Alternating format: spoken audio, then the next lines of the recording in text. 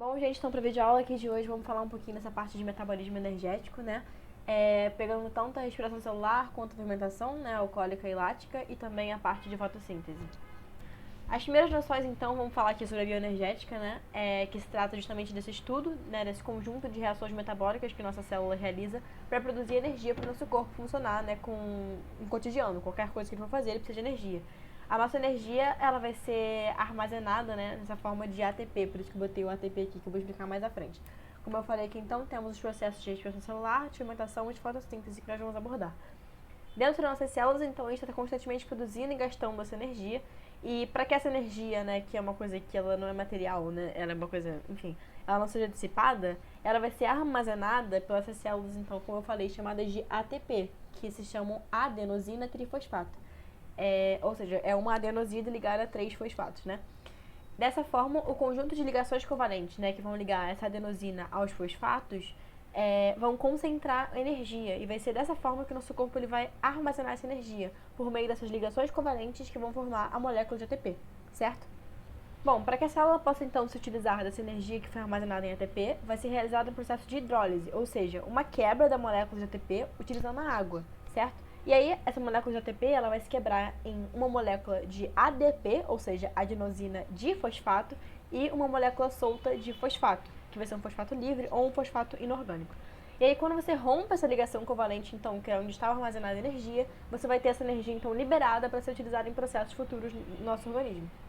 Então, dessa forma, também o processo inverso vai funcionar. Ou seja, se você tem uma molécula de ADP e um fosfato livre, se você juntar esses dois, né, e aí é um processo que vai liberar a água, nesse caso, você vai conseguir armazenar a energia novamente por meio dessas ligações covalentes, produzindo, então, um ATP, né? Bom, pra gente começar a falar, então, aqui da respiração celular, né, que é esse processo metabólico que vai acontecer na maior parte dos seres vivos, primeiro a gente tem que falar um pouquinho da mitocôndria, que é a organela em que esse processo vai tomar parte, a maior parte dele, né?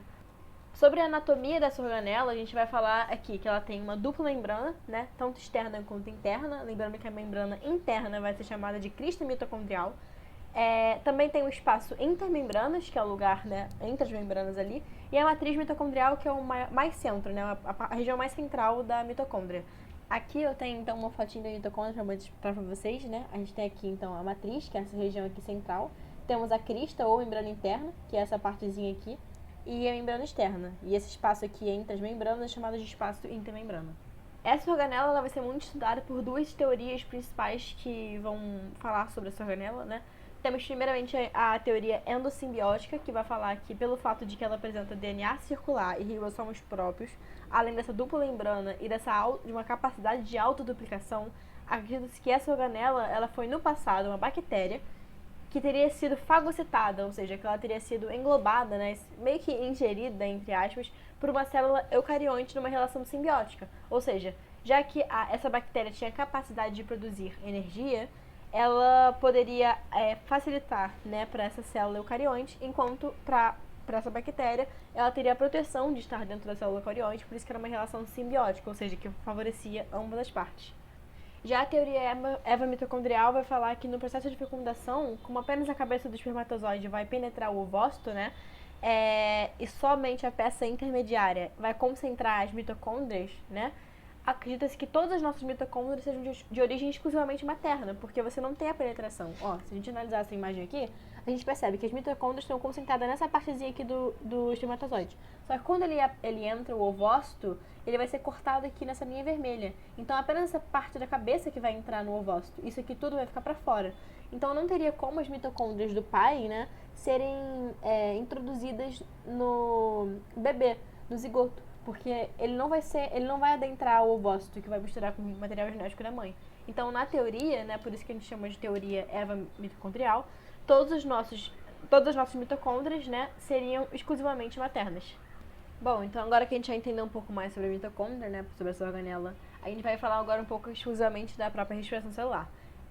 Como a gente já sabe, né, a respiração celular tem como principal finalidade a produção dessa energia para a célula, né, armazenada em forma de ATP, a partir da oxidação da glicose em uma combustão, em que a reação entre a glicose e o gás oxigênio vai produzir energia em forma de ATP.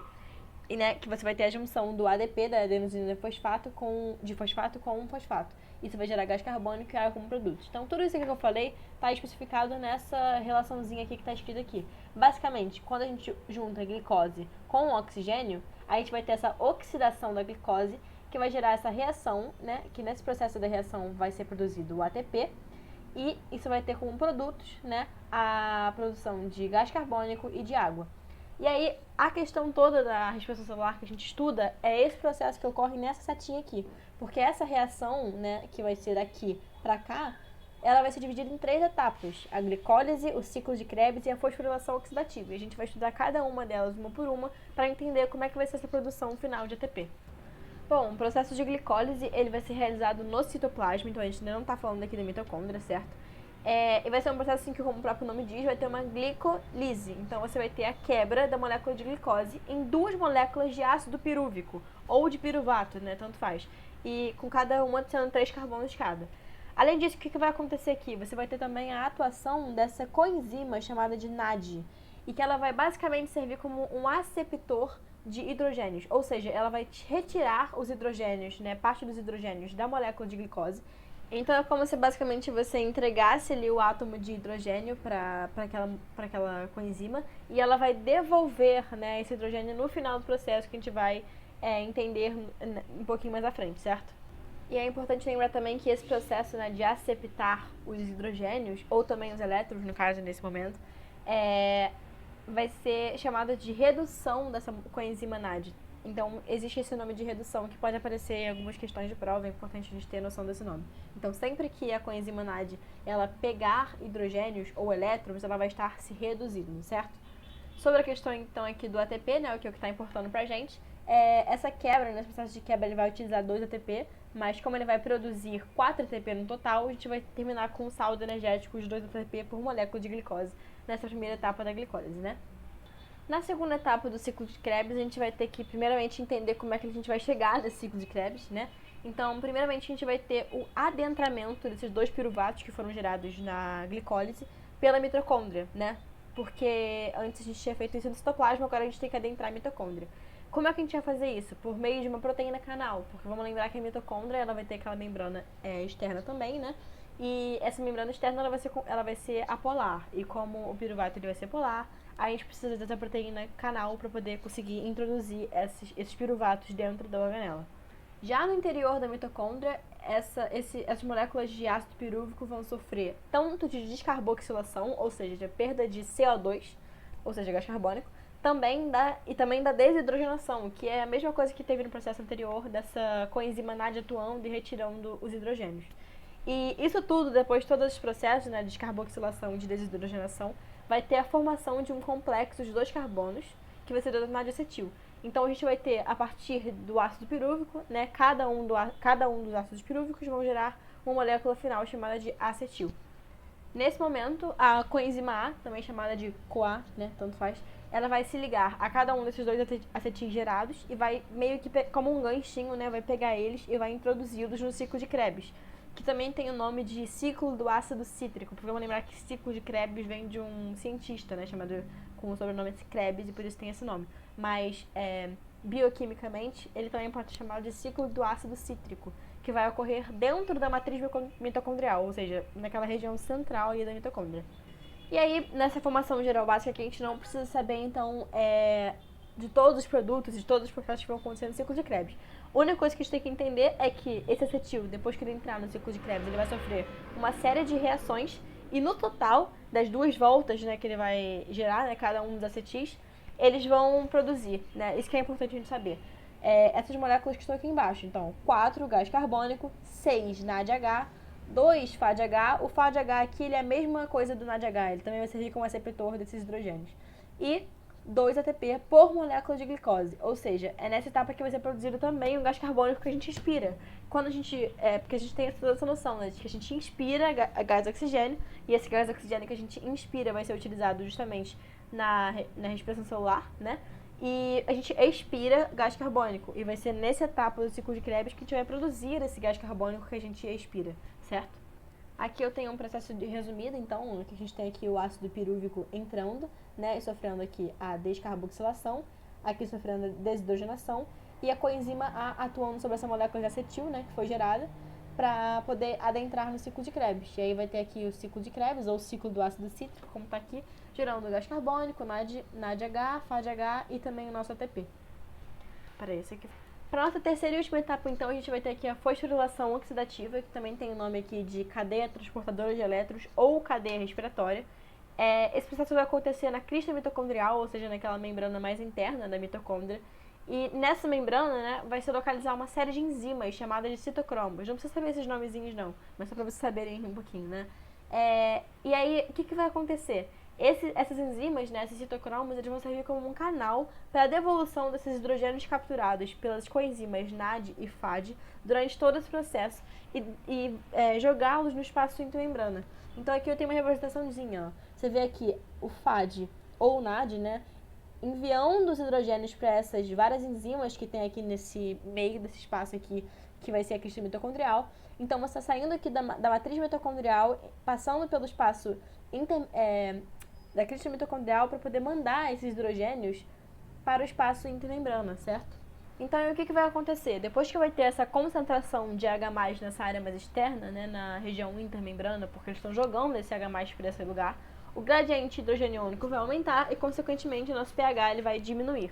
A partir desse momento, para você evitar a acidificação, né, dessa região intermembrana, né, porque tem que ficar tudo meio que estabilizado, né, esses H+, eles vão ter que retornar à matriz mitocondrial para conseguir atingir a homeostase de novo do sistema. E o que eles vão fazer? Como é que eles vão fazer isso? Eles vão passar, ó, esses hidrogênios, eles vão vir aqui e vão passar por essa enzima aqui, que essa aqui sim é importante a gente saber o nome, que é chamada de ATP sintase. Tá vendo como aqui ela parece uma, tipo assim, uma coisa meio giratória, tipo uma porta giratória? O que vai acontecer? Esses hidrogênios vão passar por aqui e cada vez que eles passam por aqui, eles vão girar essa rodinha que tem aqui e isso vai fazer com que eles gerem energia para a célula.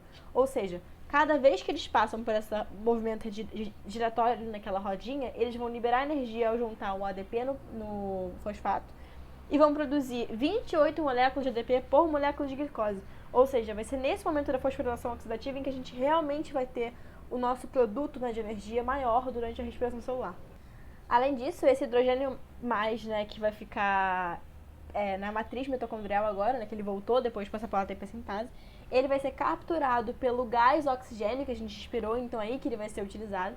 E o gás oxigênio vai ser o aceptor final do hidrogênio e do elétron também. E aí, o que vai acontecer? Esses elétrons, eles também vão ser passados aqui até voltar para a matriz mitocondrial junto com o hidrogênio.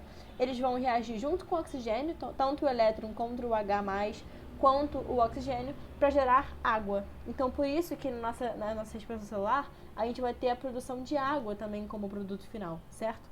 E agora, como saldo final realmente da respiração celular inteira, né, de energia, a gente tem 2 moléculas de ATP sendo produzidas na glicólise, 2 sendo produzidas no ciclo de Krebs e 28 produzidas na fosforilação oxidativa, gerando então um total de 32 moléculas de ATP por molécula de glicose.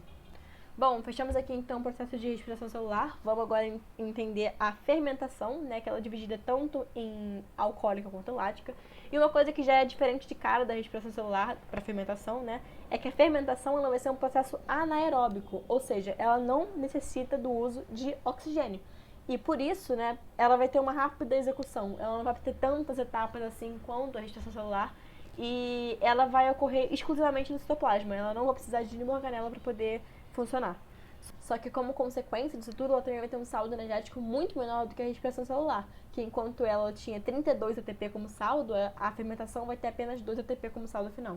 Bom, vamos entender então aqui tanto a fermentação alcoólica quanto a lática, né, começando pela alcoólica. Ela vai ser realizada apenas pelos fungos unicelulares, que vão receber o nome de leveduras.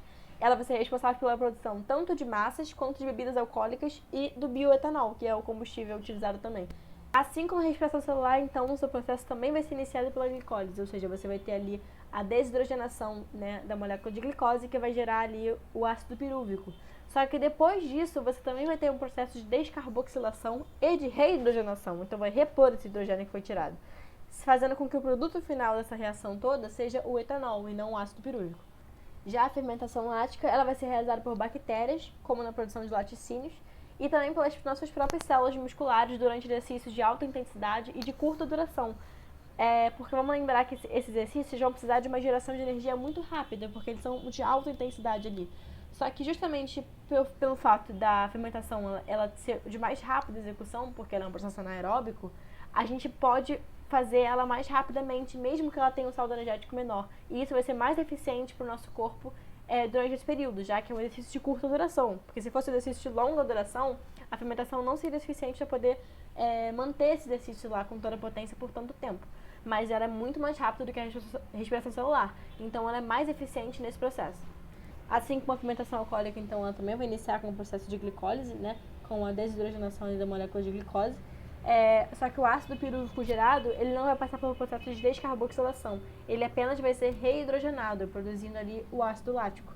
E esse ácido lático, né, no nosso caso, dos nossos músculos, que também vão fazer essa fermentação lática, vai ser ele que vai ser responsável pela fadiga muscular que a gente vai sentir depois de atividades intensas. Então, quando a gente vai, tipo assim, na academia, a gente sente muita dor local depois de a gente fazer um exercício muito pesado, alguma coisa desse tipo, essa dor, ela vai ser causada por esse ácido lático que vai ser produzido diante dessa fermentação lática que o nosso corpo realizou nesse período. Aqui eu tenho um esqueminha, né, simplificando aqui as duas reações. Então, na fermentação alcoólica, temos aqui a glicose acontecendo, né, a glicólise, desculpa, né, com a desidrogenação e geração de 2 ATP. E vai ter o ácido pirúvico formado, que vai sofrer um processo de descarboxilação e de reidrogenação, formando o etanol. E a fermentação lática, que você vai ter a glicólise, também com 2 ATP gerado e a desidrogenação, formando o ácido pirúvico, que logo em seguida vai ser reidrogenado, formando o ácido lático como produto final. Bom, a fotossíntese, então, agora pra gente poder terminar, ela é um processo metabólico, que a primeira coisa que eu vou querer falar aqui pra gente poder desmistificar isso de uma vez por todas, é que ela não é realizada para a produção de ATP. Diferentemente dos outros processos que a gente viu até agora, da fermentação alcoólica, lática e da respiração celular, a fotossíntese ela vai ser realizada aqui tanto por vegetais quanto por algas e algumas bactérias também. Só que ela não vai ser realizada para a produção de ATP final, e sim para a produção de açúcar. Porque essa energia desses seres fotossintetizantes, né, que são os seres que fazem fotossíntese, ela vai ser produzida por meio da respiração celular também. Só que para a respiração celular acontecer, ela precisa dessa glicose. E como esses seres eles são autótrofos, ou seja, eles não vão em busca do seu próprio alimento, né? Eles produzem o seu próprio alimento, eles vão utilizar essa glicose produzida na fotossíntese para ter um reagente para conseguir fazer a respiração celular posteriormente e aí sim produzir a sua energia final. Bom, mas algumas coisas são importantes aqui então sobre esse processo, né? É que ele vai ocorrer dentro da organela chamada de cloroplasto, que é uma organela com mitocôndria, mas ela é exclusiva, né, desses seres fotossintetizantes. E vai ser a partir da reação de alguns pigmentos, como por exemplo a clorofila, que vão reagir com a luz e vão produzir essa glicose final. A equação geral, então, já balanceada aqui da fotossíntese, então vai ser justamente a partir do gás carbônico e da água, né, e da reação da luz aqui, que a gente vai gerar a molécula de glicose, mais água e também o oxigênio. Bom, o processo de fotossíntese ele vai ser dividido em duas etapas. A primeira etapa vai ser a etapa fotoquímica, que vai depender diretamente da luz, ou seja, precisa de luz para poder acontecer. E a etapa química vai ser a segunda etapa, que não depende diretamente da luz, certo? Ambas as etapas vão acontecer então dentro dessa organela chamada de cloroplasto, que vai ser uma organela também composta por duas membranas, assim como a mitocôndria, e também vai apresentar uma região interna, né, chamada de estroma, que vai ser respectiva à matriz mitocondrial da mitocôndria. Além disso, ela vai ter também essa estrutura chamada de tilacoide, que vai ser mais bolsinhas armazenadoras de pigmentos fotossintetizantes, ou seja, vai ser aí que vai estar concentrado tanto a clorofila quanto os carotenoides e assim por diante. Bom, nessa primeira etapa, né, fotoquímica, a gente vai ter a incidência da luz sobre essas organelas, então, de cloroplastos. E esse pigmento que vai estar armazenado dentro do cloroplasto, né, no tilacoide, ele vai ser excitado por essa presença de luz. E isso vai provocar uma série de reações químicas, como principalmente a fotofosforilação, em que vai ter a adição de um fosfato a uma molécula de ATP, e aí vai produzir ATP. Então vai ser nesse processozinho aqui que a gente vai ter a produção de ATP da fotossíntese, que vamos lembrar que ela não vai ser o produto final da fotossíntese, porque é a glicose, né? Vamos lembrar disso. Além disso, a água que vai ser utilizada, né, nesse processo de fotossíntese, que provavelmente vai ter sido absorvida pelo solo, né, ele vai também sofrer um efeito de fotólise, ou seja, vai ser uma quebra da molécula de água por meio da luz. E assim vai liberar o oxigênio que tanto nós quanto o próprio organismo fotossintetizante vamos utilizar na respiração celular. certo? Então vai ser esse oxigênio que vai ser o produto final, né? Que a gente fala, as plantas produzem oxigênio que nós respiramos. Vai ser nesse processo, então, de fotólise, né, da quebra da água, que vamos ter a produção desse oxigênio. Além disso, a gente vai ter a presença também dessa coenzima chamada de NADPH, que é tipo um NAD que a gente tinha visto antes, mas a gente chama de NADPH só para poder diferenciar, né? E ela também vai ser responsável por carregar, né, por retirar, fazer essa desidrogenação da água. Então, ela vai pegar esses hidrogênios da água e também os elétrons, né, que foram liberados nessa quebra, para poder levar para a próxima fase. Bom, nessa segunda etapa, então, na etapa química, que a gente não precisa da luz agora, né, a gente vai utilizar dos subprodutos, né, da etapa fotoquímica. Por isso que ela depende indiretamente da luz, porque ela depende da etapa fotoquímica para funcionar.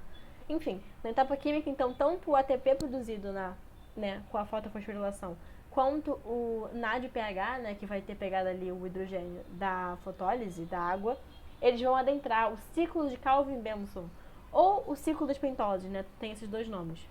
Ao juntarem-se então com o gás carbônico, né, que foi absorvido lá no início do processo da fotossíntese, eles vão sofrer uma série de reações químicas que vão ter como principal produto então a formação da glicose, né, que tem aqui como fórmula química o C6H12O6. Nesse momento, então, a coenzima NADPH que foi oxidada, e aí é outro termo que a gente usa aqui na biologia, que enquanto redução é quando você acepta, né, esses hidrogênios ou elétrons, a oxidação é quando você perde, né, esses hidrogênios e elétrons. Então, essa coenzima NADPH que foi oxidada, ela vai retornar para a etapa principal, né, etapa inicial, em forma de NADP, né, para poder se reduzir novamente, participar desse ciclo todo de novo. Enquanto o ATP, que foi quebrado em ADP em um fosfato livre, né, durante a etapa química, ele também vai ficar disponível para poder reiniciar o ciclo e poder se voltar, né, para uma molécula de ATP novamente e produzir mais energia futuramente. Aqui a gente tem então um esqueminha, né, reduzido. Primeiramente, então, aqui a gente tem a incidência da luz, que vai gerar essas reações luminosas, né, na tilacoide, nesses pigmentos que vão estar aqui. Ou seja, você vai ter tanto a fotólise da água, quanto a fosforilação, né, que vai gerar o ATP, a fotofosforilação. E isso tudo, né, o NADPH e o ATP vão ser direcionados para o ciclo de Calvin, que vão se juntar com gás carbônico absorvidos pela fotossíntese. E você vai ter aqui, então, a produção da molécula de glicose, né, que é o nosso produto final. E você vai ter a devolução, então, aqui do ADP mais o P para a etapa inicial, assim como do NADP. Bom, como esse processo da fotossíntese ele também vai ter a participação de enzimas, existem alguns fatores limitantes, como no caso a concentração de CO2 e a temperatura, que vão limitar ou facilitar, né, trazer mais eficiência para o processo da fotossíntese. Primeiramente, falando então aqui da taxa de concentração do reagente do CO2, né? Quanto maior for essa taxa de concentração, maior, né, vai ser a eficiência do processo da fotossíntese, até que se alcance aqui um ponto máximo em que todas essas enzimas estejam ocupadas. Porque vamos lembrar que as enzimas têm uma ocupação geral. Então, se todas as enzimas estão ocupadas, né, se todas as enzimas estão fazendo uma tarefa, elas vão estar todas em funcionamento e vão estar no seu limite máximo de produção. Mas se alguma delas estiver sem estar ocupada, ou seja, se você não tiver com o nível máximo de concentração de CO2 dessas enzimas, elas não vão estar no seu limite máximo, ou seja, elas não vão estar na sua eficiência máxima também.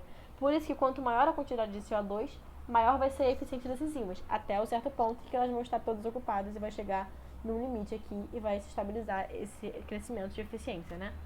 Já a temperatura também vai ser um fator limitante para o seu funcionamento ideal, porque as enzimas precisam de um funcionamento de uma temperatura ótima para poder funcionar.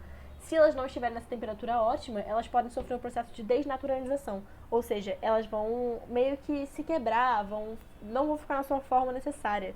E vamos lembrar que é a forma da enzima que vai dar a eficiência dela, que vai dar a funcionalidade dela. Então, se ela se desnaturaliza, é como se ela ficasse molenga, assim, ela perdesse sua formação. Então, elas também vão perder, consequentemente, obviamente, né, a sua eficiência. Agora, falando um pouco sobre esse aspecto de absorção aqui de cada um dos pigmentos, né? Esses pigmentos fotossintetizantes, então, eles vão trabalhar a partir da absorção dos feixes de luz, né? Vai ser a partir dessas luzes que eles vão conseguir trabalhar, né?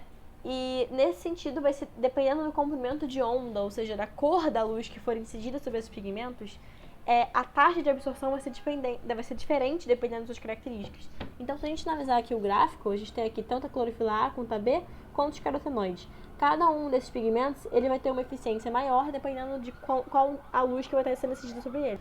A clorofila aqui, então, tanto a A quanto a B, elas vão ter a maior absorção dos espectros aqui, tanto azulados e arroxeados, quanto aqui um pouco mais avermelhados, justamente pelo fato de que, por apresentarem uma coloração verde, né, elas vão acabar absorvendo a luz verde.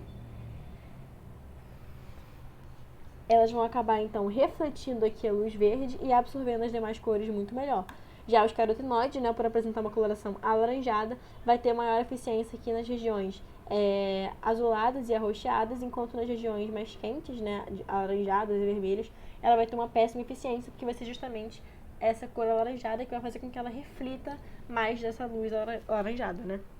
Bom, sobre esse gráfico agora, né, pra gente poder terminar aqui de fotossíntese de respiração celular, a gente tem aqui, primeiramente, o fato de que a respiração celular ela vai independer da intensidade luminosa, né, que é o que está sendo representado aqui no gráfico. Então, a gente não vai ter aqui uma diferença nessa linha aqui de respiração celular. Ela vai continuar aqui numa linha reta durante todo o nosso processo. Já a taxa de fotossíntese, ela vai variar conforme for a quantidade, a intensidade luminosa. Então, a gente vai ter aqui algumas regiões do nosso gráfico que a gente tem que estudar. Primeiramente, nessa região A, aqui que eu demarquei, vai ser a região que a gente vai chamar quando ela vai estar abaixo desse ponto de compensação fótico. Ou seja, se ela não está alcançando a taxa de respiração celular, significa que ela não está produzindo glicose o suficiente que a planta precisa para poder fazer sua respiração. Então, isso significa o quê? Que a planta ela vai estar em déficit de energia, porque ela não vai ter energia suficiente, já que ela não tem glicose suficiente para poder realizar a sua respiração celular. E, portanto, ela vai precisar consumir até a sua própria biomassa, né, para poder produzir energia para seus funcionamentos básicos.